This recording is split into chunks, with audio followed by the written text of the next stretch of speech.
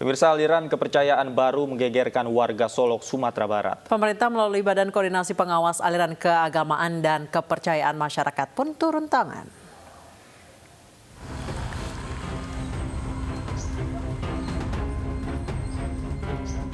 Diduga aliran sesat, satu kelompok masyarakat di Nagari Sumani, Kecamatan Kalikoto, Singkarak, Sumatera Barat, kini masuk dalam pengawasan Badan Koordinasi Pengawas Aliran Keagamaan dan Kepercayaan Masyarakat setempat.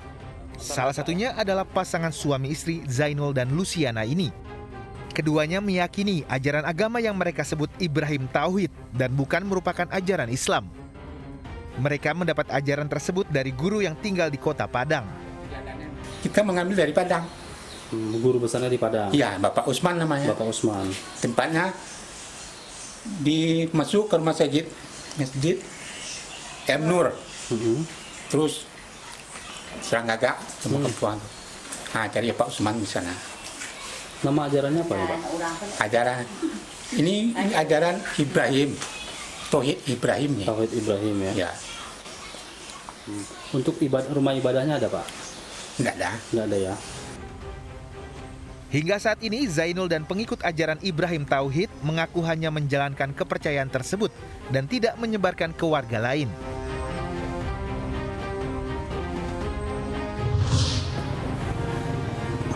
Terkait fenomena dalam ajaran kepercayaan Ibrahim Tauhid, Badan Koordinasi Pengawas Aliran Keagamaan dan Kepercayaan Masyarakat Bakor Pakem Solok telah membentuk tim khusus. Jika nantinya ajaran tersebut meresahkan dan mengganggu ketertiban masyarakat, maka ajaran tersebut akan dihentikan. Kita sudah merumuskan tindakan di sana. Kita upayakan dulu kemarin untuk melakukan upaya preventif. Artinya kita akan lakukan pembinaan dulu kepada kelompok pengajian tersebut supaya mereka kembali ke jalan yang sesuai dengan syariat gitu loh.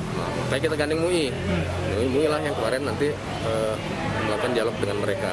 Karena kan pasti akan terjadi perdebatan di sana. Karena berbicara mengenai keyakinan kan, namanya orang yakin itu kan dia yakin benar gitu loh. Maka harus beradu dalil di sana. Yang punya dalil itu, yang kuat itu adalah ahli kita. Nah itu nanti hasilnya, rekomendasinya seperti apa itu kita tunggu. Kalau memang mereka nanti mengikuti anjuran kita untuk menghentikan kegiatannya, untuk membubarkan organisasinya, itu selesai permasalahan kan. Gangguan ketertiban yang meresahkan masyarakat itu sudah tidak terjadi lagi. Tapi kalau mereka masih membandel juga melaksanakan itu, terus masyarakat terganggu, jelas kita akan melakukan tindakan persuasi. Ketertiban dan keamanan dalam masyarakat jadi pertimbangan utama Bakor Pakem dalam bertindak. Prinsip kehati-hatian menjadi landasan Bakor Pakem dalam mengambil keputusan. Tim Liputan iNews melaporkan.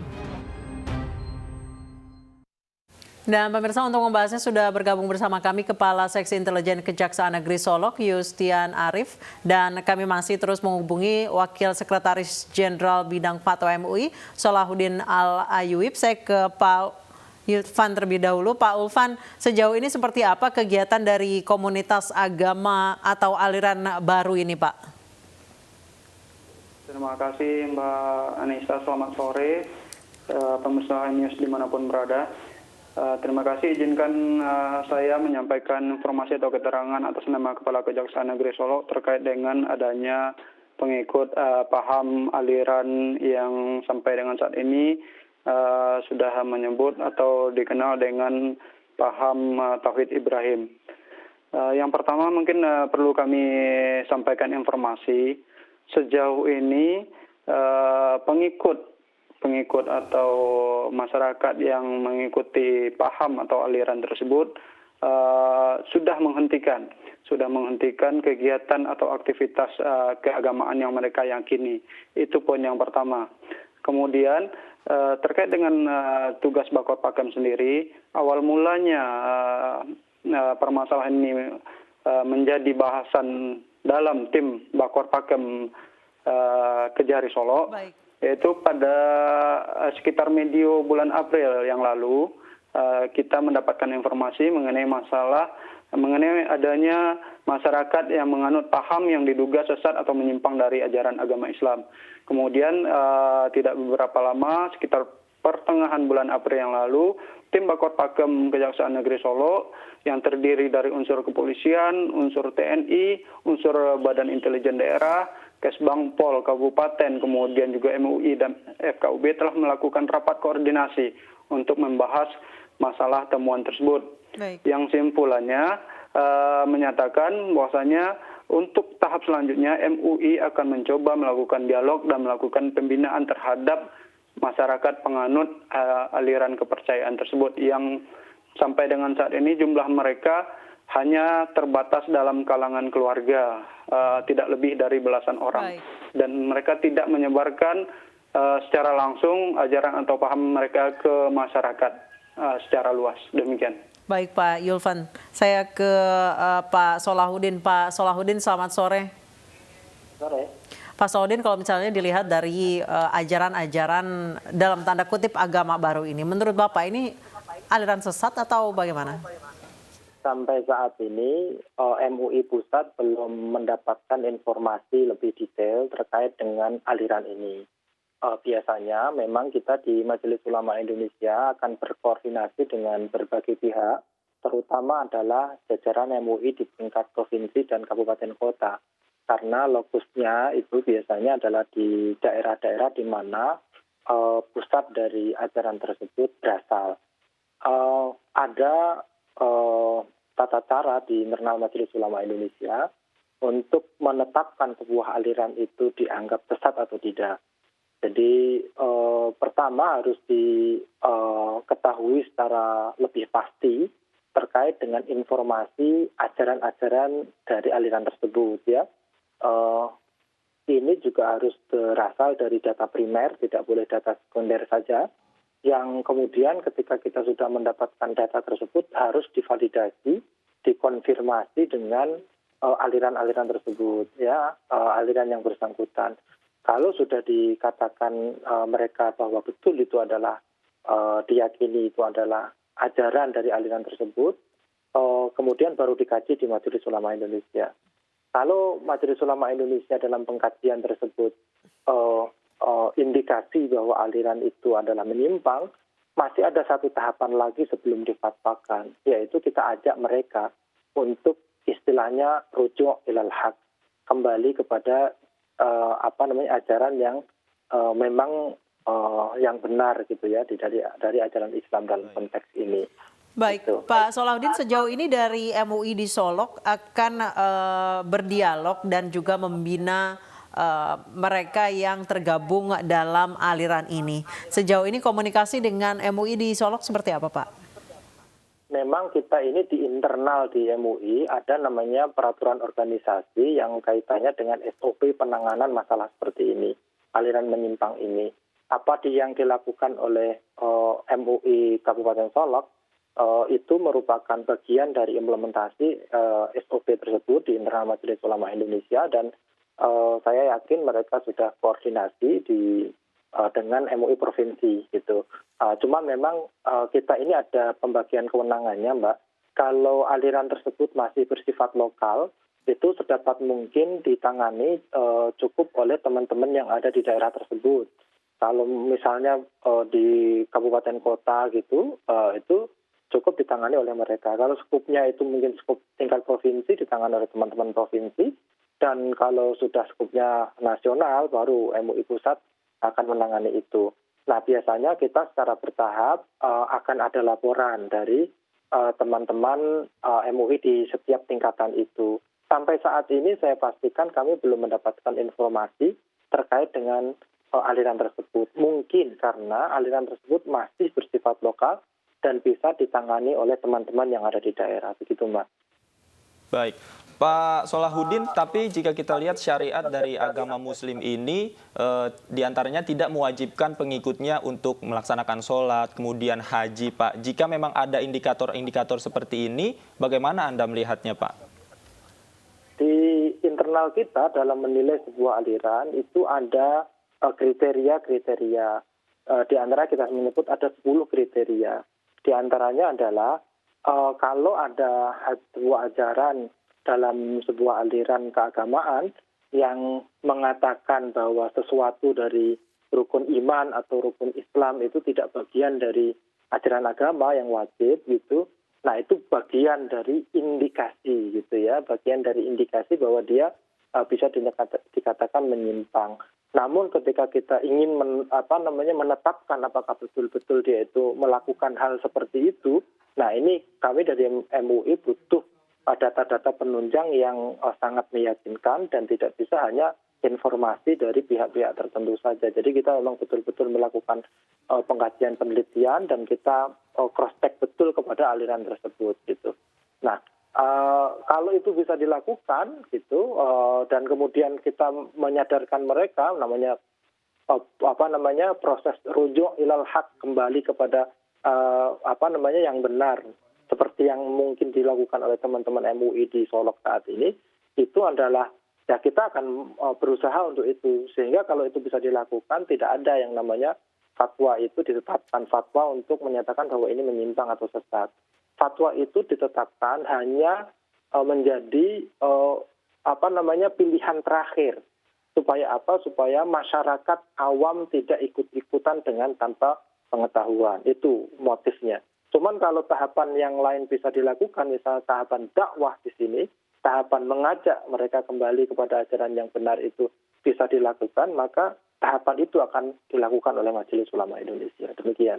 Baik, saya kembali ke Pak Yulvan. Pak Yulvan, sejauh ini apakah penyebar utama aliran ini sudah ditemukan atau siapa dan apakah akan dicari, Pak? Baik, terima kasih Mbak. Terhadap penyebar utama di lokasi yang masuk dalam wilayah hukum kami sudah terdata. Orangnya sudah ada dan mungkin sebagai penekanan informasi dari kami, sejauh ini semenjak dilakukan dialog antara pengikut ajaran tersebut dengan pihak MUI Kabupaten Solok dalam hal ini, mereka sudah tidak lagi melakukan kegiatannya. Jadi sejauh ini sampai dengan saat ini kondisi di lokasi itu pada prinsipnya sangat kondusif. Masyarakat pun tidak resah lagi dan tidak ada lagi keresahan di masyarakat. Cuman permasalahan ini mencuat lagi menjadi pemberitaan setelah dalam beberapa hari belakangan ini, Mbak. Baik, Pak Yulvan, sebenarnya apa syariat yang memang kemarin ini dilakukan oleh pengikut-pengikut ajaran ini, Pak, sehingga memang memunculkan polemik di masyarakat sih, Pak? Baik, berdasarkan informasi awal yang kami terima dan berdasarkan data yang kami peroleh juga dari MUI setelah melakukan dialog dengan pengikut ajaran tersebut, mereka meyakini beberapa poin yang pada intinya semacam ada kerancuan antara ajaran agama Islam dengan paham yang mereka anut. Salah satunya yaitu mereka menyatakan bahwasannya nama agama atau nama aliran mereka adalah Muslim, bukan Islam. Kemudian mereka hanya percaya kepada Al-Quran, namun tidak percaya kepada hadis dan sunnah Nabi Muhammad SAW. Kemudian mereka juga mengaku tidak meyakini atau tidak memerlukan untuk berangkat haji, cukup dihajikan oleh guru besar mereka. Kemudian mereka tidak meyakini kewajiban untuk melaksanakan sholat fardu 5 waktu. Cukup hanya dengan mengingat Rabb saja. Jadi Tuhan mereka pun bukan Allah, melainkan Rabb. Mereka sebut demikian. Baik, Pak Yulvan, sejauh ini seperti apa sih Pak pola penyebaran dari satu orang kemudian menjadi ke beberapa orang yang tadi Bapak menyebutkan rata-rata ini adalah satu keluarga. Seperti apa sih Pak pola penyebarannya? Baik, dari informasi yang telah kami peroleh, oknum yang menjadi penyebar utama di lokasi ini mendapatkan paham ini sekitar pertengahan tahun 2019 yang lalu. Itu di Kota Padang. Kemudian yang bersangkutan pulang ke kampungnya dan menyampaikan paham yang diterima atau yang diperolehnya tersebut kepada kalangan keluarga. Jadi pihak pengikut atau yang sudah mengikuti paham tersebut memang betul-betul terbatas hanya dari kalangan saudara, kemudian paman dan sepupu dari oknum yang menyebarkan pertama kali. Baik, dia mendapat ilmunya ini di Kota Padang. Bagaimana dia mendapatkan ajaran ini, Pak? Awalnya karena ditawarkan oleh oleh salah seorang temannya, atau lebih tepatnya saudara, masih termasuk sebagai saudara juga, yang datang ke kampung halamannya kemudian menyampaikan tentang paham atau ajaran-ajaran tersebut. Dan apabila saudara berminat untuk mendalami, silahkan datang ke Kota Padang dan temui guru besar yang bernama inisial U di Kota Padang. Demikian. Baik, saya ingin kembali ke Pak Solahuddin. Pak Solahuddin, dari apa yang dipaparkan oleh Mas Yulfan tadi, bukankah ini juga memang mengindikasikan bahwa agama ini bisa berkembang? Tadi dari satu orang, kemudian dalam kalangan keluarga. Kemudian jika memang seperti ini, apa tindakan yang MUI biasa lakukan, Pak, untuk mencegah penyebaran ini semakin meluas, Pak? Iya, ini sebenarnya kalau kita dari Majelis Ulama Indonesia, bagian dari tantangan kita ya, kita untuk melakukan dakwah lebih efektif lagi, lebih luas lagi. Oleh karena itu kami tadi menyatakan sebenarnya banyak dari pengikut aliran-aliran baru seperti ini biasanya itu tidak dibekali dengan pengetahuan keagamaan yang memadai. Dan bahkan pembawa dari aliran baru ini pun ketika kita ajak dialog juga pengetahuan terhadap ajaran keagamaan juga tidak terlalu mendalam. Oleh karena itu kami akan mencoba lebih dalam lagi, lebih kuat lagi dalam hal melakukan dakwah khususnya kepada orang-orang yang diindikasikan itu mengikuti aliran-aliran, khususnya aliran menyimpang yang ada di Solok ini. Saya ingin menyatakan terima kasih kepada teman-teman Kejari yang ada di Solok ya, yang terus berkoordinasi dengan teman-teman MUI di daerah tersebut.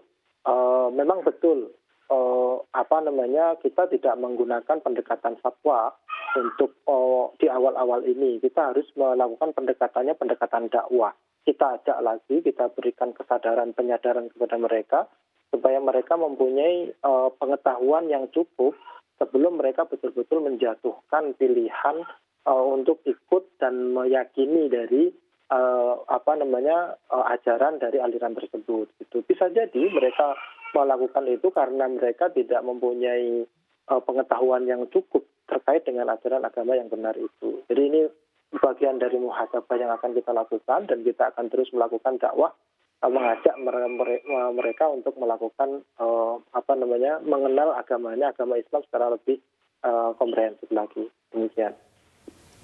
Baik, kalau dari pengalaman MUI sendiri untuk menangani aliran-aliran sesat seperti ini, Pak, apakah memang proses tersebut harus dijalani secara bertahap? Tadi Anda katakan dari proses dakwah, kemudian sampai ke fatwa. Ini seperti apa, Pak? Apa indikatornya sehingga nanti MUI beralih dari proses dakwah kemudian ke fatwa, Pak?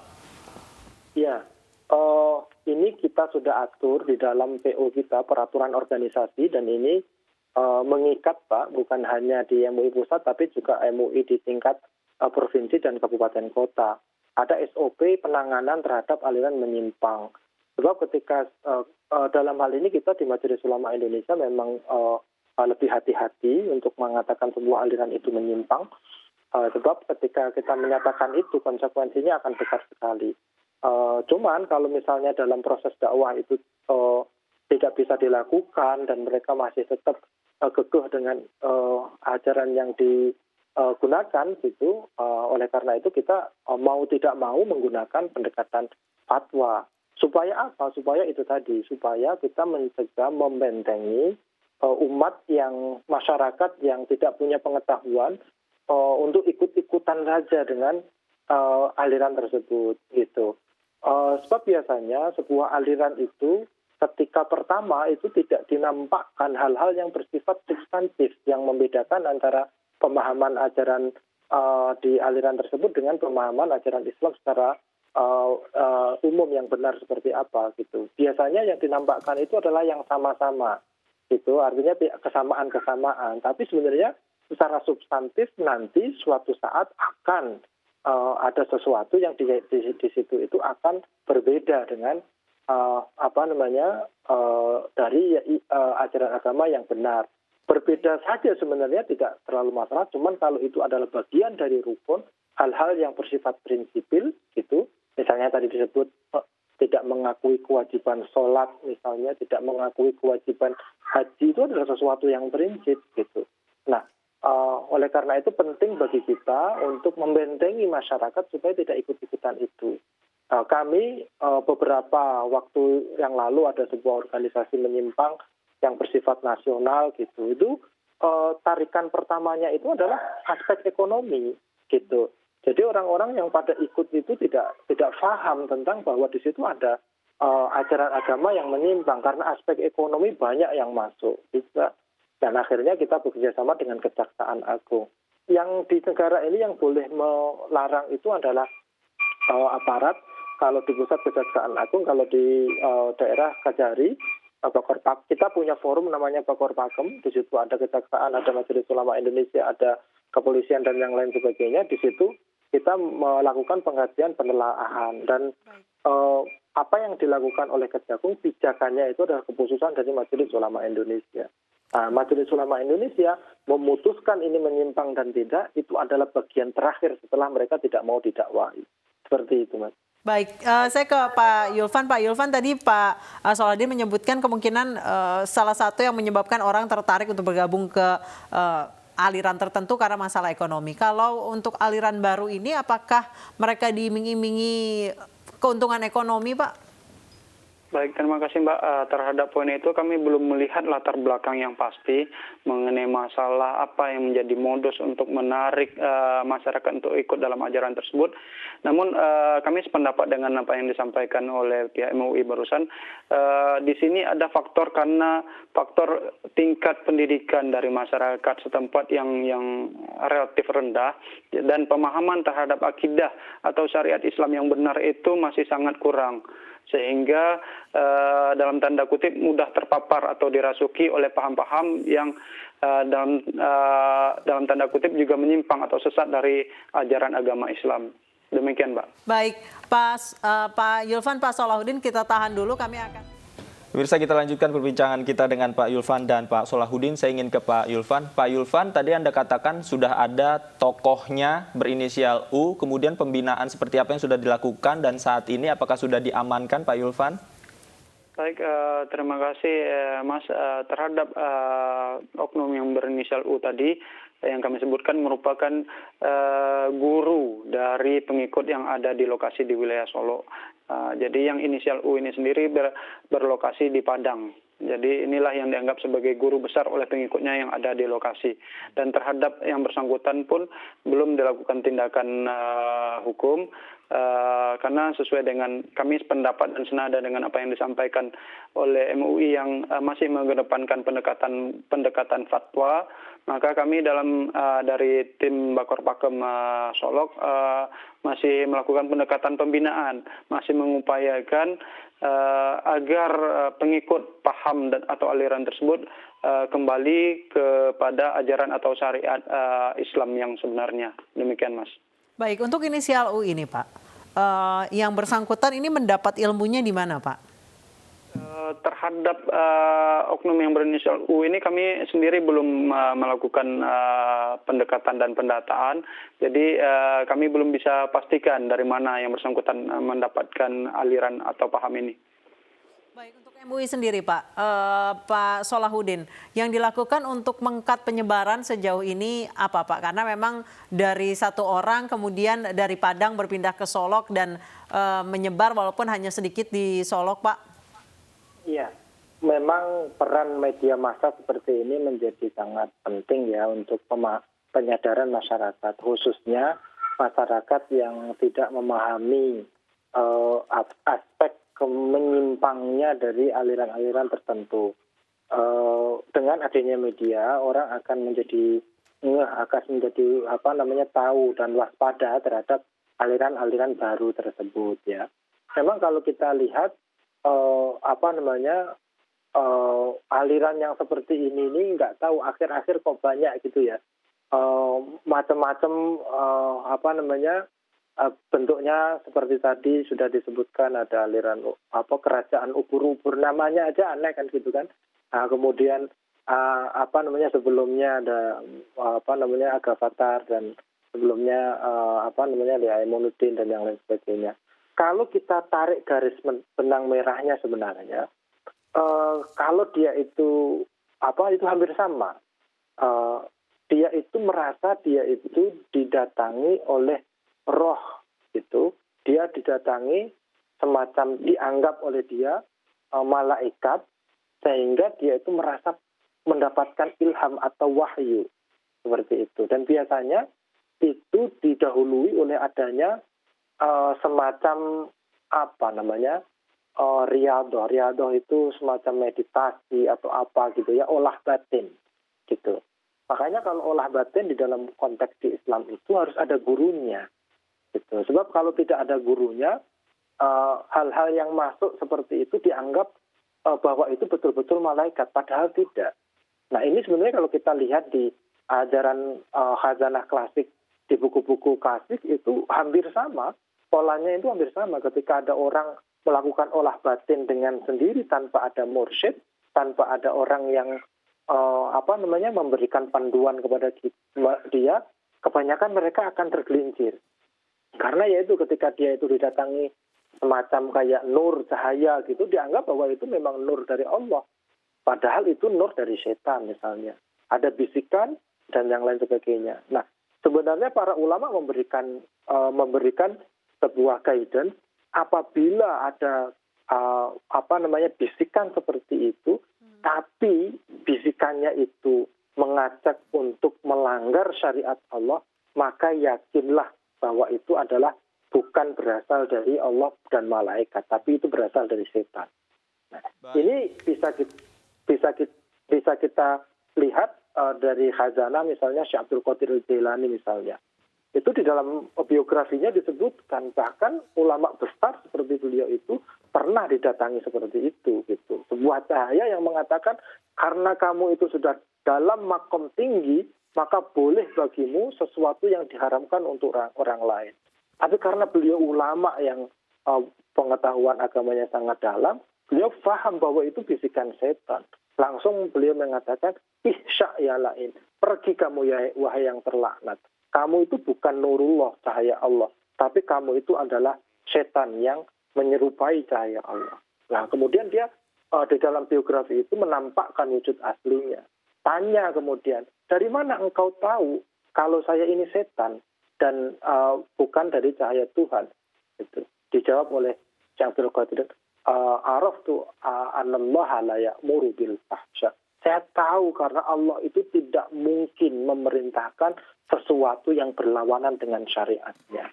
Kalau untuk umat manusia dikatakan sholat itu fardu wajib, maka untuk saya pun seperti itu. Kalau untuk orang lain dikatakan makanan yang haram itu adalah haram, bagi saya juga haram. Makanya kalau ada cahaya itu kemudian mengatakan yang sebaliknya, maka bisa dipastikan itu tidak berasal dari cahaya Tuhan, tapi berasal dari setan. Baik. Pola ini hampir sama. Ketika kita lihat di Lia Aminuddin sama, ketika di Ahmad Musaddiq di Gavatar sama, jadi seperti itu. Oleh karena itu, olah batin itu perlu guru, perlu mursyid yang membimbing supaya tidak terjerumus kepada aliran yang menyimpang itu. Jadi ini bagian dari yang harus diketahui oleh umat kita. Demikian, Mbak. Ya, baik Pak Solahuddin, terima kasih. Mudah-mudahan pembinaan dan koordinasinya bisa terus dilakukan agar ajaran menyimpang ini tidak terus meluas dan menyebar. Terima kasih Pak Solahuddin dan Pak Ilvan Yustian Arif sudah bergabung bersama kami di iNews Sore.